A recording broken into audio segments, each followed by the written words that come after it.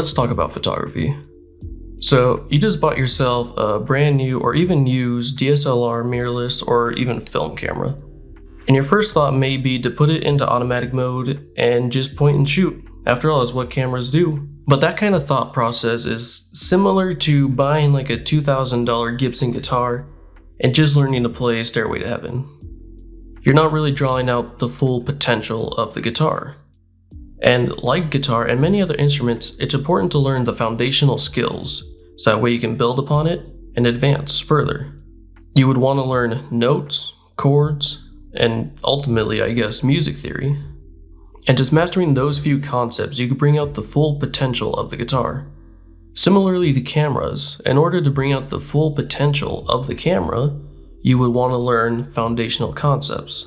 Regardless if you do portrait, landscapes, astrophotography, or even product shoots, one of the things that you'll want to consider for every shoot is the exposure. But what is exposure? To put it simply, exposure is the amount of light that is hitting your camera sensors, and that can be controlled by 3 different variables: ISO, aperture, and shutter speed. These 3 variables make up what's called the exposure triangle. So let's quickly break down what each of them do so you can get a basic understanding of how you can control your exposure.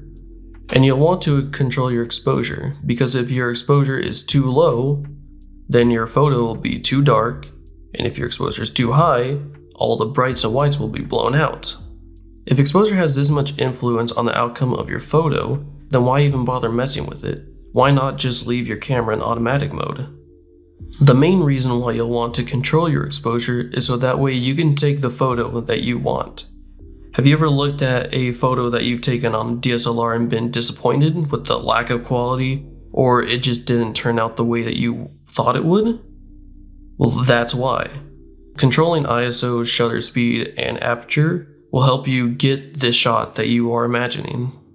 So let's quickly break down what each of them do. The first and probably most simple variable to understand is shutter speed. To put it simply, it's the speed that the shutter is open, exposing the sensor to light. They can expose the sensor to light to as quick as 1/4000th of a second, up to just 2 seconds, or there's even bulb mode which will hold the shutter open for as long as you're holding down the shutter button. Now, how will this affect your photo? Again, it's quite simple. If the shutter opens and closes at 1/4000th of a second, the resulting photo will be very dark because hardly any light will be able to hit the sensor. Alternatively, if you take a photo at like 5 seconds, or even bulb mode in a very bright setting, the resulting photo is going to be very bright and overexposed. You won't be able to see any details. The next setting is ISO. And again, putting it simply, ISO is the camera's sensor's sensitivity to light. What that means is at a higher ISO level, the camera's sensors will be very sensitive to light, meaning it'll be very bright. And this is good for brightening dark photos or if you're in a dark settings. However, there is a trade-off. At a higher ISO level, there's also the possibility to introduce noise, or kind of like a visual static, into the photo, which that's not good.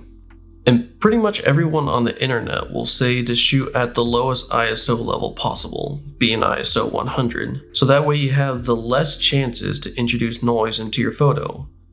However, Simon Detremont, a photographer and YouTuber, made a handful of videos covering ISO where he suggests otherwise. I'll leave a link in the description. I found the video to be very insightful, and it may just even change my ways of shooting.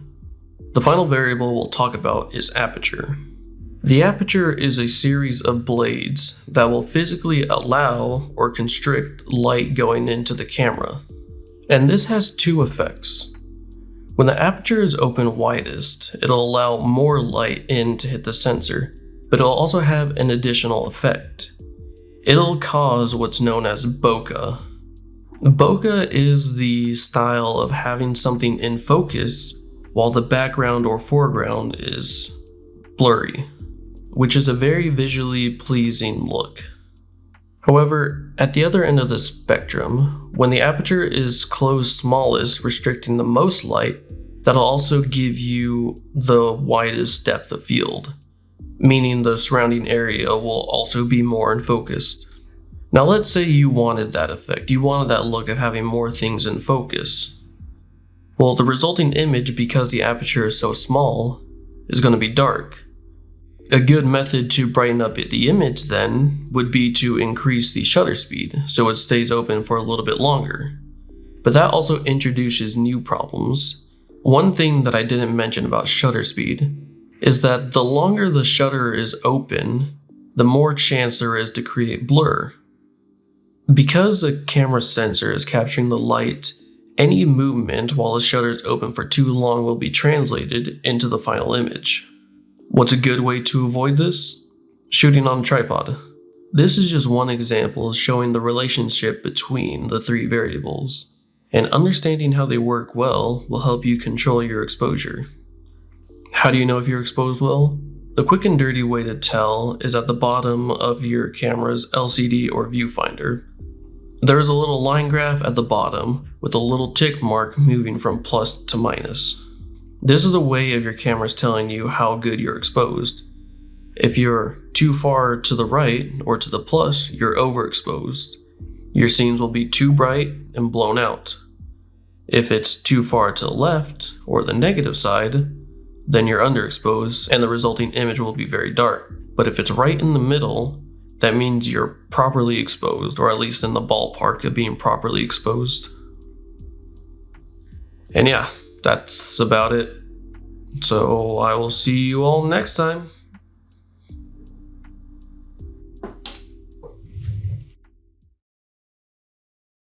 Two hours to record this. Freaking suck. And I'm sick.